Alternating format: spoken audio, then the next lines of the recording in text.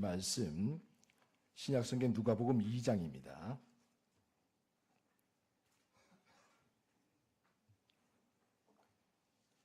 제가 가진 성경으로 신약성경 89쪽 누가복음 2장 1절에서 7절까지 하나님의 말씀을 봉독합니다. 조용히 경청하시기 바랍니다. 그때에 가이사 아우구스도가 영을 내리어 천하로 다 호적하라 하였으니 이 호적은 구레뇨가 수리아 총독이 되었을 때에 처음 한 것이라. 모든 사람이 호적하러 각각 고향으로 돌아가매 요셉도 다윗의 집 족속이므로 갈릴리 나사렛 동네에서 유대를 향하여 베들레헴이라 하는 다윗의 동네로 그 약혼한 마리아와 함께 호적하러 올라가니 마리아가 이미 잉태하였더라. 거기 있을 그때에 해산할 날이 차서 처자들을 낳아 강보로 싸서 구유에 누였으니 이는 여고 안에 있을 곳이 없음이로라. 아멘. 이제는 우리 헵시바 찬양단의 특송이 있겠습니다.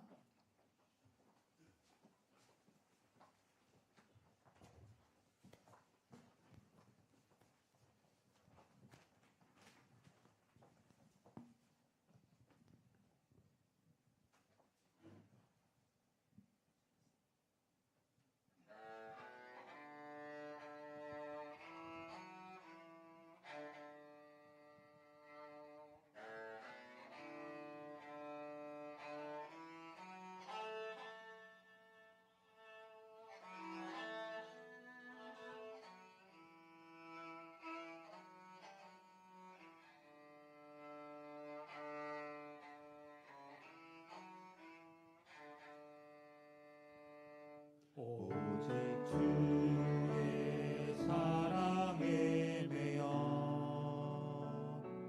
내 영 기뻐 노래합니다. 이 소망의 언덕 기쁨의 땅에서 주께 사랑드립니다. 주의 제 안에 갇혀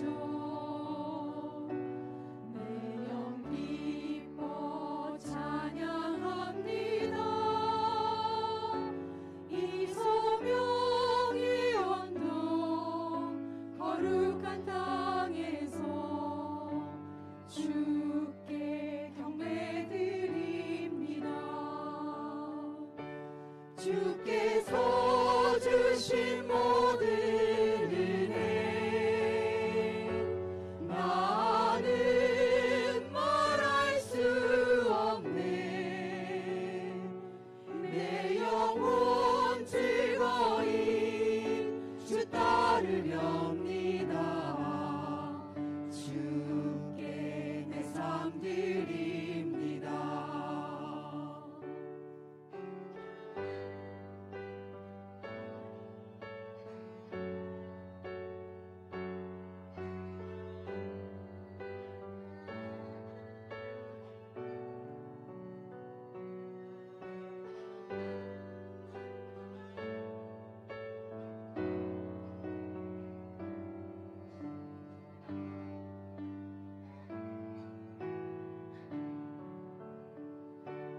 오직 주의 사랑에 매여 내 영 기뻐 노래합니다. 이 소망의 언덕 기쁨의 땅에서 주께 사랑드립니다. 오직 주의 제 안에 갇혀 내 영 기뻐 찬양합니다. 이 소명의 언덕 거룩한 땅에서 주께 경배드립니다. 주께서 주신 모든 은혜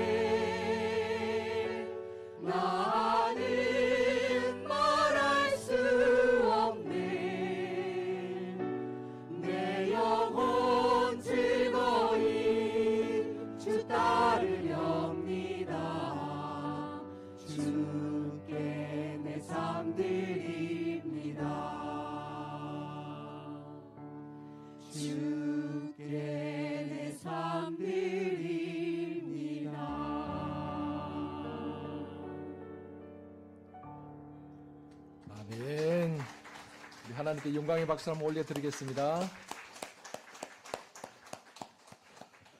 우리 heb시바 찬양단 귀한 찬양으로 하나님께 영광 돌리게 됨을 감사합니다. 우리 최병숙 권사님 아직 죽지 않으셨군요.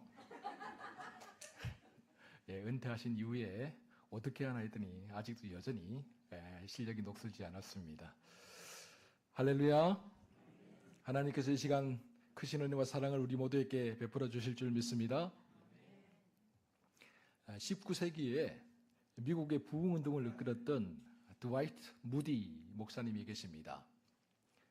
목사님과 함께 또 부흥운동에 앞장섰던 아이라 생키라는 아주 유명한 복음성가 가수이자 작곡가 있었죠. 이분이 쓴 곡이 우리나라 찬송에도 굉장히 많이 들어와 있습니다. 그 중에서 몇 곡만 제가 소개를 드리면요. 우리가 잘 아는 88장 내 진정 사모하는 친구가 되시는, 또 303장 날 위하여 십자가의 모진 고통 당하사, 또 415장 십자가 그늘 아래 나시기 원하네, 또 521장 구원으로 인도하는, 참 많은 곡을 썼고 많은 곡이 우리나라 찬송가에도 들어와 있는데, 어느 해 크리스마스 이브에 아이라 생키가 배를 타고 여행을 하게 되었다고 합니다. 배 안에 있는 사람들이 생키를 알아보고 캐롤을 한번 불러줄 수 없겠느냐, 그렇게 요청을 하게 되었죠. 그래서 아이라 생키가 아주 기쁜 마음으로 목자의 노래라는 캐롤을 부르게 되었습니다. 우리나라에는 이 목자의 노래가 소개가 안 되었는데요. 이런 노래입니다. 한밤에 양을 치는 사람 그 양을 지키듯 나의 주님 나의 모든 일을 주 팔로 보호하시네. 이래 아이라 생키가 찬양을 하니까 사람들이 감동을 먹고 있었죠. 그런데 그때 한 사람이 저 뒤에 있다가 갑자기 앞으로 막 나오는 겁니다. 그러더니 생키의 노래가 끝나자 이렇게 묻습니다. 혹시 당신 남북 전쟁 때 북군으로 참여하지 않았습니까? 아니 그것을 어떻게 아십니까? 그러자 그가 아주 기가 막힌 이야기를 들려주기 시작합니다. 1862년이었죠. 남북 전쟁 당시 저는 남군에 입대하여서 척후병으로 활동하게 되었습니다. 그날도 오늘날과 같이 크리스마스 이브였는데 달빛이 아주 밝은 그런 밤이었습니다. 북군을 감시하기 위해서 제가 북군 초소에 가까이 다가가게 됐는데 그 초소에 초소를 지키기 위해서 한 병사가 올라가는 것을 보게 되었습니다. 그래서 그 병사를 향해서 제가 총을 겨누고 방아쇠를 당기려고 하는 순간 그 병사가 크리스마스 캐롤을 부르기 시작했습니다. 목자의 노래라는 캐롤이었습니다. 그 캐롤을 듣는 순간 집에서 어머니와 동생들이 나를 위해 기도하고 있다는 사실을 깨닫게 되었습니다. 뿐만 아니라 제가 어릴 때 교회 친구들과 함께 캐롤을 부르며 성탄절을 지냈던 그 추억이 떠오르기 시작했습니다. 그래서 도저히 그 병사를 향해 방아쇠를 당길 수가 없었습니다. 저는 총을 가만히 내놓고 조용히 그렇게 다시 진지로 돌아오게 되었죠. 그런데 이제 보니 그때 목자의 노래를 불렀던 그 목소리가 바로 지금 당신 아이라 생키의 목소리였습니다. 성탄절 노래가, 크리스마스 캐롤이 생키의 목숨을 구했던 것이죠. 이 사건 이후에 생키는 가는 곳마다 이 사실을 간증하면서 돌아다녔다고 합니다. 그러고 보면 제가 시골에서 자랐는데 참 성탄절과 관련된 추억들이 많습니다.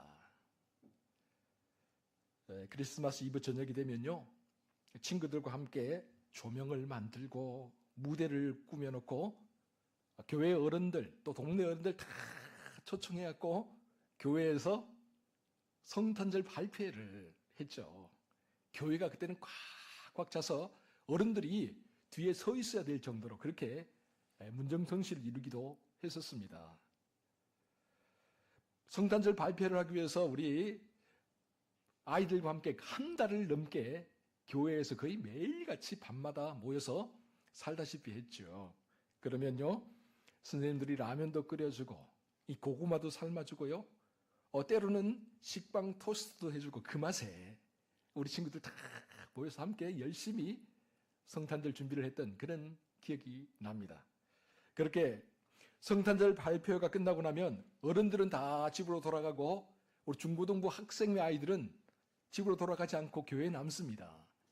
교회에 난로에 장작을 하나씩 넣으면서 같이 이야기도 하고 장난도 치고 그러다가 잠이 들게 되죠. 한 새벽 1시나 2시 돼야지 꼭 잠이 들어요. 그러면 새벽 4시쯤 되면 어른들이, 그때는 새벽 기도가 새벽 4시에 있었습니다.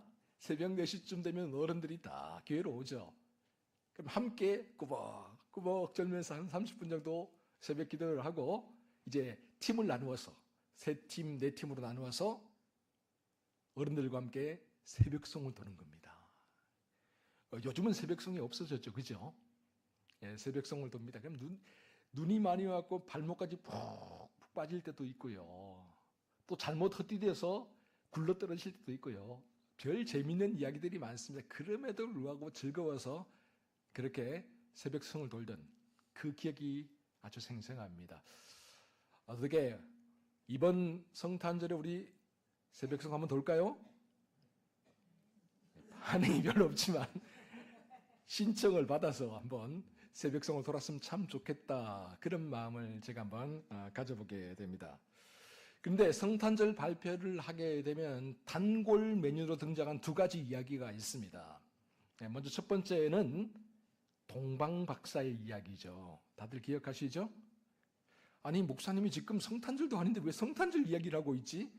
눈치채신 분들은 지난주부터 누가복음을 읽어나가기 시작했다라는 것을 알게 될 겁니다. 지난주에 우리가 세례 요한, 예수님보다 6개월 먼저 태어난 세례 요한에 대해서 이야기했죠. 오늘은 예수 그리스도의 탄생에 대한 이야기, 그리고 복음에 대한 이야기, 또 사도들의 행적에까지 쭉 이어서 제가 누가복음, 사도행전을 이어서 쭉 나가면서 우리가 복음이 어떻게 형성되었고 어떻게 우리에게까지 전달되었는가를 구체적으로 한번 살펴볼 생각입니다. 그래서 오늘 성탄절 이야기를 하는 겁니다. 동방박사 이야기는 마태복음에만 기록이 되어 있는데, 마태는요, 왕으로 오신 예수 그리스도에 관심이 많았습니다. 그래서 예수님이 누구의 자손으로 왔습니까? 다윗의 자손, 다윗 왕의 자손으로 왔다는 것을 1장부터 초두부터 분명하게 밝힙니다. 그렇기 때문에 왕으로 왔기 때문에 누가 와서 영접을 해야 되나요? 외국의 사신들이 와서 왕의 탄생을 축하해야 되겠죠. 그래서 동방박사가 등장을 하게 되는 겁니다. 그래서 동방박사들의 영접을 받으면서 왕으로, 이 땅의 만왕의 왕으로 오신 예수 그리스도의 탄생을 알리는, 그것이 바로 마태복음의 예수 그리스도의 탄생 이야기입니다. 그러니까 누가복음은 전혀 다르게 접근을 하고 있죠. 누가복음은요, 예수님의 베들레헴 마국간 탄생을 이야기하고 있습니다. 이 땅에 죄인들을 구원하기 위해 찾아오신, 인간의 몸을 입고 찾아오신 예수님은 왕의 집에 태어나지 않았어요. 귀족의 집에 태어나지 않았어요. 저 볼품없는 시골 마을, 거기에도 저 볼품없는 마국간, 그곳에서 탄생하셨다. 이처럼 주님은 낮고 겸손한 모습으로 이 땅에 오셔서 낮고 겸손한 자세로 우리를 섬기다가 마침내 십자가 위에서 우리의 모든 죄를 짊어지고 희생 제물이 됨으로 말미암아 우리를 구원해 주셨다. 거기에 초점을 맞추고 있기 때문에 누가복음에 전하는 예수 그리스도의 이야기는 처음부터 낮고 천한 사람들, 소외된 사람들의 관심이 많다라는 것을 알 수가 있습니다. 이처럼 동방박사 이야기와 마국간 탄생 이야기는요, 성탄절의 진정한 의미가 무엇인가를 우리에게 알려주고 있습니다. 오늘은 베들레헴, 마구간에 탄생하신 아기 예수님의 이야기를 통해서 우리가 오늘 교훈받아야 될 것이 무엇인가를 살펴보려고 합니다. 오늘 본문에 등장하는 인물들은 두 부류로 나눌 수가 있습니다. 먼저 첫 번째 부류, 1절에 나와 있죠. 함께 읽어봅니다. 시작. 그때 가이사 아우구스토가 영을 내려 천하로 다 호적하라 하였으니. 아멘. 가이사 아우구스토. 첫 번째 나오는 부류의 사람들은 힘 있는 사람들이에요. 권력을 가진 사람들이에요. 이 가이사라는 말은 무슨 말이냐면 케이사르, 로마의 황제를 지칭할 때 사용하는 명칭입니다. 아구스토라는 말은 아우구스투스라는 그런 말인데요. 이건 뭐냐면 로마의 초대 황제가 되었던 옥타비아누스에게 로마 원로원이 바친 고유 명칭, 존엄한 자, 존귀한 자라는 뜻을 가진단 말입니다. 그러니까 예수님이 태어날 당시에 인구조사를 명령했던 로마의 황제가 누구다? 옥타비아누스라는 사람이었다라는 것이죠. 그렇다면 왜 옥타비아누스는 인구조사를 명령했을까요? 여러 가지 이유가 있지만 가장 큰 이유와 목적은 무엇이냐면 세금을 거두기 위해서였습니다. 옥타비아누스 이전에 로마는 삼두정치라는 것을 했거든요. 3명의 집정관이 로마를 나누어서 다스리는 그런 삼두정치를 했는데 두 번의 삼두정치를 하는 동안에 계속해서 내전이 일어나고 계속해서 권력투쟁이 일어났어요. 그래서 로마의 재정이 바닥이 나버렸습니다. 그 거대한 로마의 재정이 바닥이 나버렸어요. 그러면 어떻게 합니까? 로마의 초대 황제가 된 옥타비아누스는 이 재정부터 채워야 되는 거예요.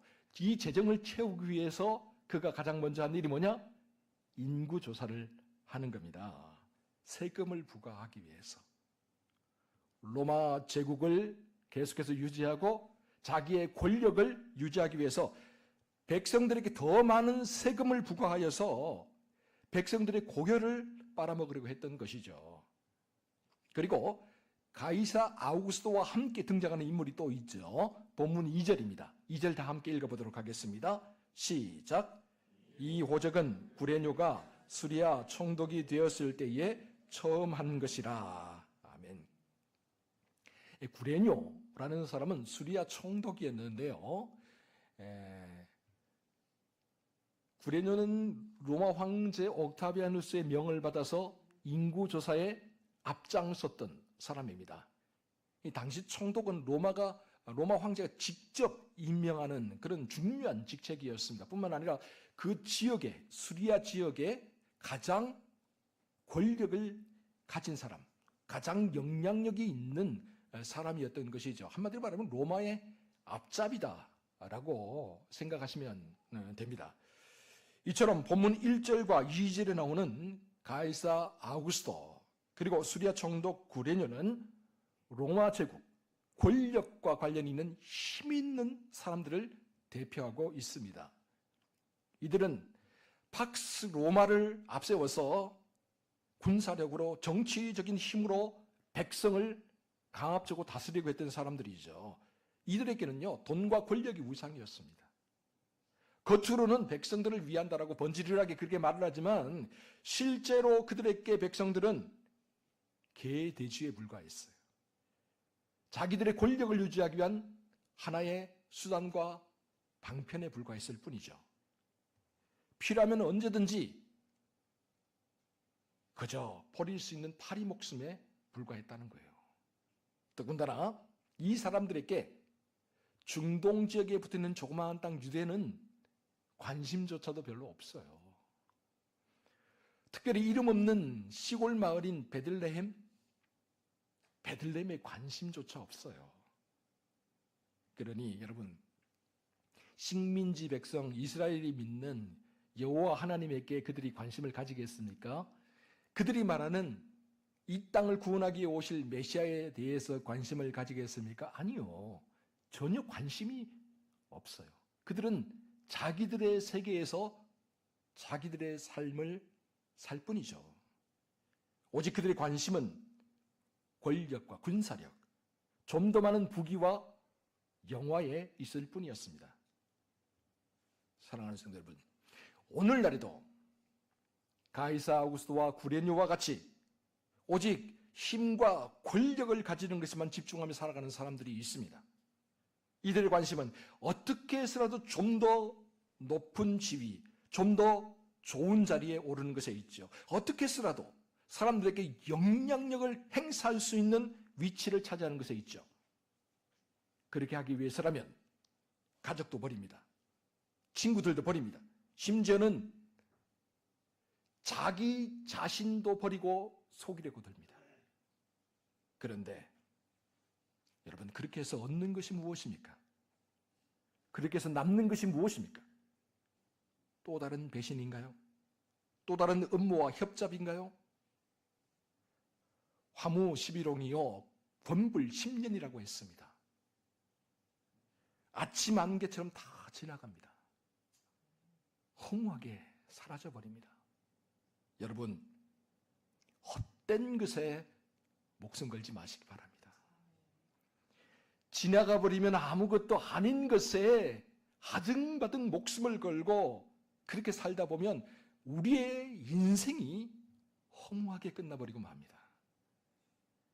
그러므로 오직 믿음의 주님이요 우리를 온전케 하시는 분이신 예수 그리스도만 바라보시기 바랍니다. 오직 예수 안에 참 소망이 있고 예수 안에 참 생명이 있음을 믿으면서 항상 예수를 깊이 생각하며 살아가는 저와 여러분 모두가 될 수 있기를 주의 이름으로 축원합니다. 다음으로 본문에 등장한 두 번째 부류의 사람이 있죠. 첫 번째 부류의 사람이 힘 있고 권력 있는 사람이었다면 두 번째 사람은 힘없고 보잘것없는 사람들입니다. 우리 본문 4절과 5절 같이 한번 읽어보겠습니다. 4절과 5절 시작. 요셉도 다윗의 집 족속이므로 갈릴리 나사렛 동네에서 유대를 향하여 베들레헴이라는 다윗의 동네로 그 약혼한 마리아와 함께 호적하러 올라가니 마리아가 이미 잉태하였더라. 아멘. 본문 4절과 5절에 요셉과 마리아가 등장을 하고 있죠. 그렇다면 여러분, 요셉과 마리아가 누구입니까? 모르시나요? 다 알고 계시죠? 예수님의 육신의 부모님이시죠? 예. 좀 더 수준 높은 퀴즈를 한번 할까요? 그렇다면 예수님의 육신의 부친이었던 요셉의 직업은 무엇이었을까요? 잘하시네요.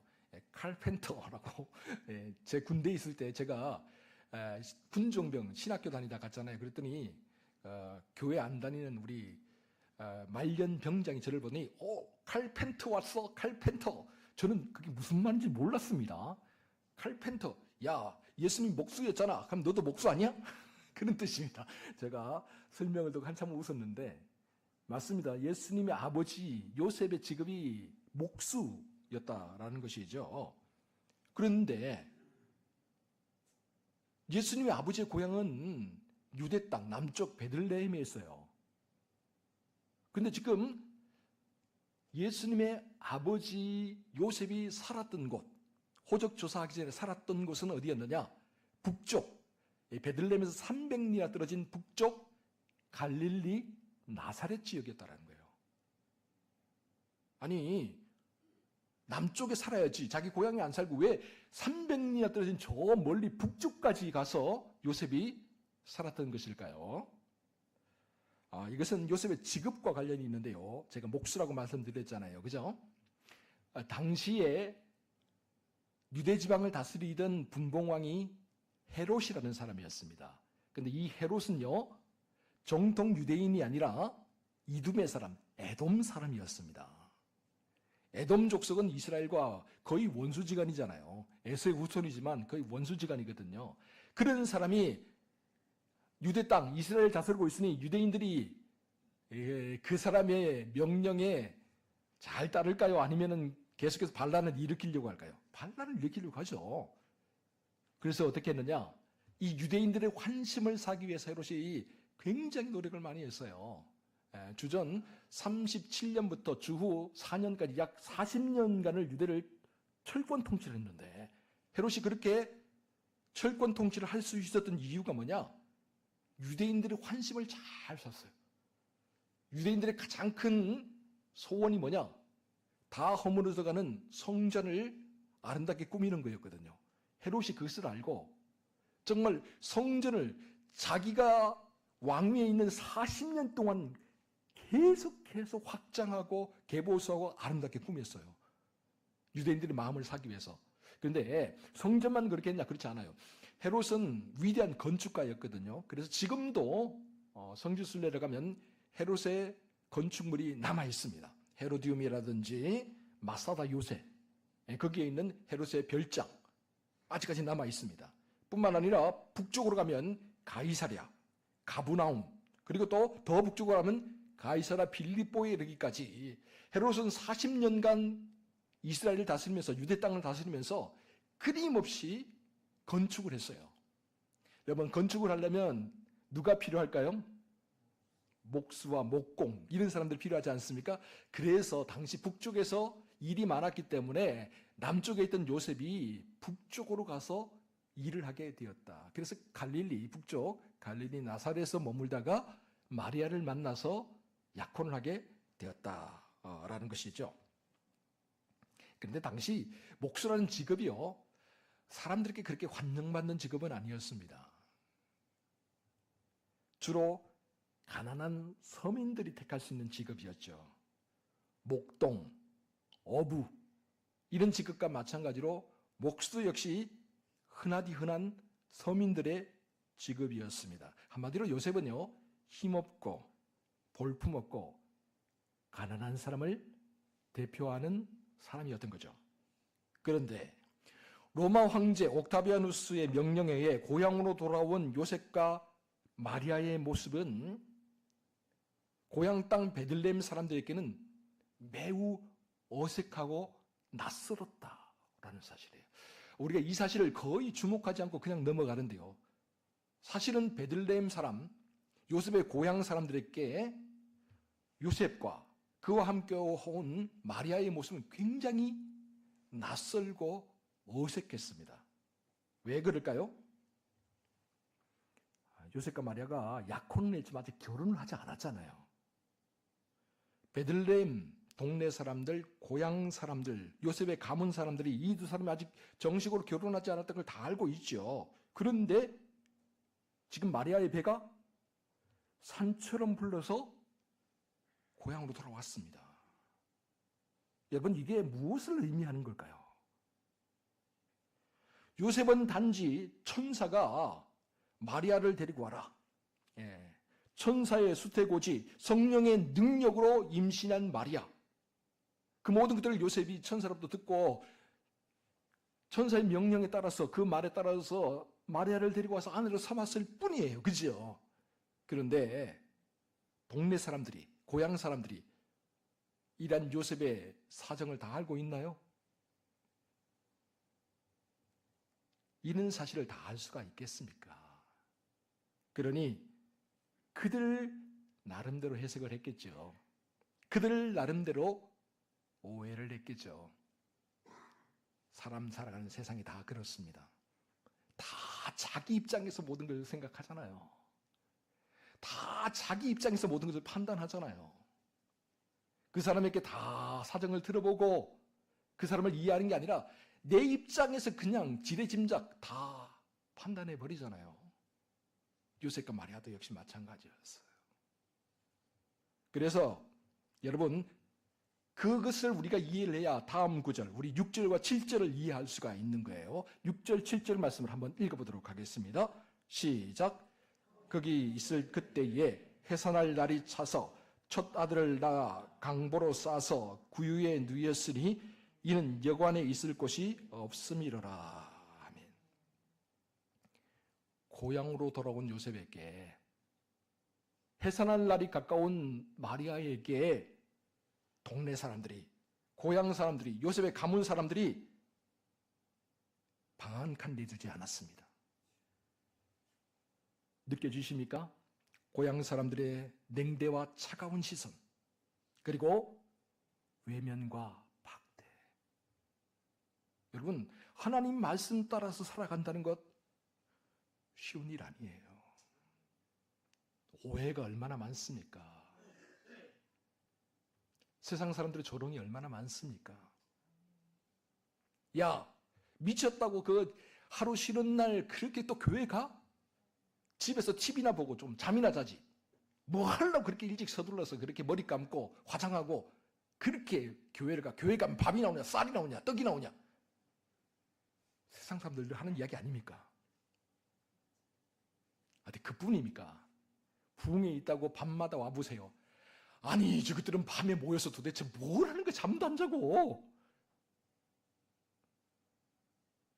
여러분, 우리 그런 오해를 받고 그런 비난과 조롱을 받으면서 예수 믿고 있는 거예요. 왜 그러냐?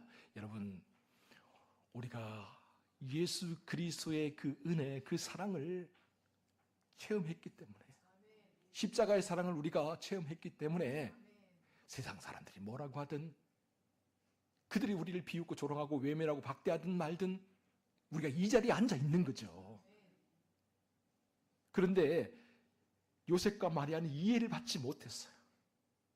동네 사람들에게도, 고향 사람들에게도, 심지어는 가문 사람들에게도 이해를 받지 못해. 방 한 칸 내어주지 않아요. 여관으로 갔더니 여관도 이미 다 차서 없어요.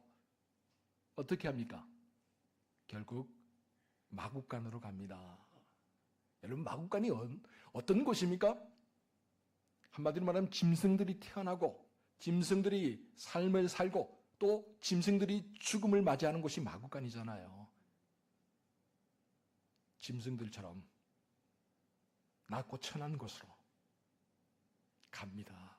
그리고 그곳에서 우리 구주 예수 그리스도님께서 탄생하십니다. 그런데 누일 곳이 없잖아요. 그래서 어떻게 합니까? 강보로 사서 예수님을 말구유에 누입니다. 이 말구유가 뭐죠? 목욕탕이라고요? 예, 말밥통. 말들이 먹이를 먹는 곳, 짐승들이 먹이를 먹는 곳, 그곳에 아기 예수님이 누워 있어요. 예수님께서 말씀하신 나는 하늘로부터 온 떡이다. 이 떡을 먹는 자들이 영생하게 될 것이다. 떡이 되기 위해서, 우리에게 영생하는 떡이 되기 위해서 오신 아기 예수님께서 말구유에 누워 계시죠. 참으로 위대한 탄생이자 동시에 참으로 초라한 탄생이 아닐 수가 없습니다. 사랑하는 성도 여러분, 온 세상을 구원하기 위해서 이 땅에 찾아오신 아기 예수님은 사람들의 냉대와 차가운 시선 속에서, 사람들의 외면과 박대 속에서 베들레헴 마구간에서 탄생하셨습니다. 짐승들이 태어나고 짐승들이 먹고 자라며 짐승들이 생을 마감하는 곳, 그곳으로 마구간 말구유로 주님이 인간의 몸을 입고 찾아오셨습니다. 가장 초라하고 볼품없는 곳으로, 가장 낮고 천한 곳으로 우리 곁으로 찾아오신 주님. 그러나 천사들은 노래합니다. 주님의 탄생은 하늘에는 영광이요 이 땅에는 평화라고. 누가복음 2장 14절 함께 읽어봅니다. 시작. 지극히 높은 곳에서는 하나님께 영광이요 땅에서는 하나님이 기뻐하신 사람들 중에 평화로다 하니라. 아멘. 하늘에는 영광, 이 땅에는 평화. 사랑하는 성도 여러분, 오늘 우리가 하나님께 영광을 드리고 사람 중에 평화를 만들어 나갈 수 있는 방법이 무엇일까요? 주님의 모습을 닮아가는 것, 주님의 뒤를 따라가는 것이 아니겠습니까? 주님처럼 나를 낮추고 주님처럼 겸손한 모습으로 섬길 때 비로소 하늘에는 영광, 이 땅에는 평화가 만들어질 수 있는 것이죠. 그러므로 오늘 우리 모두가 이 길을 걸어가야 합니다. 비록 마국간과 같은 곳이라 할지라도, 비록 말구유, 짐승들의 밥그릇에서 시작해야 한다 할지라도, 비록 사람들의 환영과 갈채가 아니라 조롱과 비난이 기다렸다고 할지라도 우리 모두가 주님의 뒤를 따라서 이 길을 걸어가야 합니다. 우리를 통해 하나님의 뜻과 계획이 이 땅에 드러나도록, 우리를 통해 하나님의 영광과 이 땅의 평화가 드러나도록 우리 모두가 주님의 뒤를 따라 이 길을 걸어가야 합니다. 다윗의 동네, 베들레헴, 그리고 마국간 말구유, 여러분 조용히 귀를 기울여 보십시오. 오늘도 온 땅에 천사들의 노랫소리가 쟁쟁하게 울려 퍼지고 있습니다. 지극히 높은 곳에서는 하나님께 영광이요, 땅에서는 하나님이 기뻐하신 사람들 중에 평화로다. 기도하겠습니다. 사랑하는 주님, 아직도 우리의 시선과 마음이 세상을 향할 때가 많습니다. 세상이 보여주는 화려함과 풍요로움에 눈과 귀와 마음이 멀어서 주님을 똑바로 바라보지 못할 때가 많습니다. 작고 보잘것없는 식민지 국가 유대, 그 유대에서도 작은 시골 마을 베들레헴, 그리고 마국간 말구유로 찾아오신 주님, 우리의 시선은 베들레헴 마국간보다는 예루살렘으로, 로마로 향할 때가 많습니다. 그러나 주님은 세상을 구원하고 죄인들을 구원하기 위해 예루살렘이 아니라, 로마가 아니라 다윗의 동네 베들레헴으로 찾아오셨습니다. 오직 예수, 다윗의 동네 베들레헴 마국간 찾아오신 오직 예수 그리스도, 주님에게만 생명과 구원의 길이 있습니다.